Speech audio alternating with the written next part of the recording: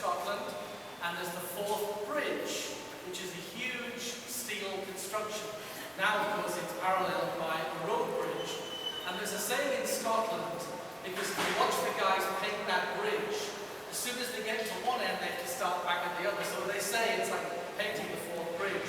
Well, St. George's is a little bit like that, because we just get one thing done and something else happens.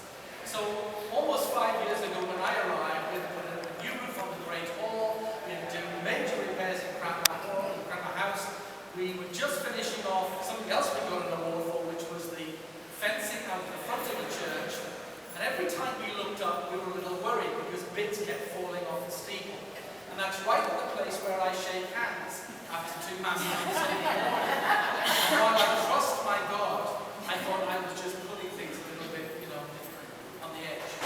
So the vestry really worked hard, and we were given this wonderful grant from Historic New York Preservation Trust, Sacred Sites, and that gave us kind of an impetus to push hard.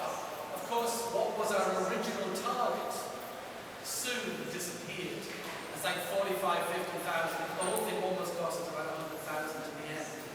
But on Sunday gone, when we were celebrating our pastoral festival, somebody in the crowd took a photograph of the steeple with a beautiful bright blue sky, and the sun just hit the weathercock at the top, and it's a perfect star, burning bright. And if that wasn't a sign that we'd done a pretty good job. But it was a vestry effort.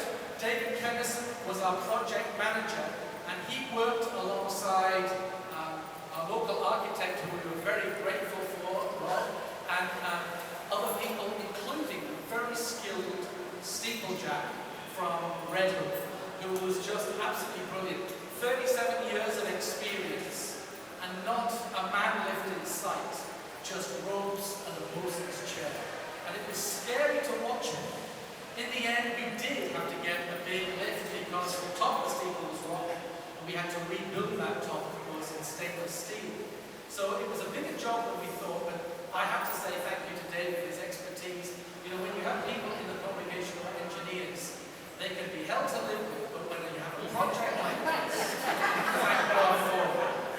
But he did a great job, I think, and the community, I have to say, the community of the Stockade and beyond came to our support very, very generously. So we thank everybody for making that project which we could do.